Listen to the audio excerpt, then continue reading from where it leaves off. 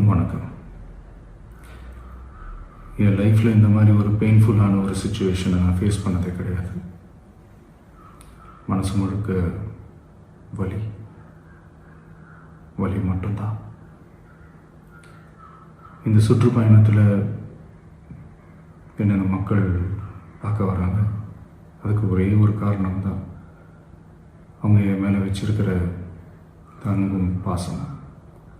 அந்த அன்புக்கும் பாசத்துக்கும் நான் எப்பவும் கடமைப்பட்டிருக்கிறேன். அதனால தான் இந்த சுற்றுப்பயணத்தில் மற்ற எல்லா விஷயங்களையும் தாண்டி மக்களுடைய சேஃப்டி, அதில் எந்த காம்ப்ரமைஸும் பண்ணிடக்கூடாதுன்றதுக்காக தான் அது என் மனசில் ரொம்ப ஆழமாக இருக்கும் அந்த எண்ணம். அதனால தான் இந்த அரசியல் காரணங்கள் எல்லாத்தையும் தவிர்த்துட்டு ஒதுக்கி வச்சுட்டு மக்களுடைய சேஃப்டி மட்டும் மைண்டில் வச்சுக்கிட்டு அதுக்கான இடங்களை சூஸ் பண்ணுறது, அதுக்கான இடங்களை பார்த்து பெர்மிஷன் கேட்குறது, போலீஸ் டிபார்ட்மெண்ட்டில் அதை ரிக்வெஸ்ட் பண்ணி கேட்போம். ஆனால் நடக்கக்கூடாதது நடந்துருச்சு. நானும் மனுஷன் தானே. அந்த நேரத்தில் அத்தனை பேர் பாதிக்கப்பட்டு இருக்கும்போது எப்படி அந்த ஊரை விட்டுட்டு என்னால் கிளம்பி வர முடியும்?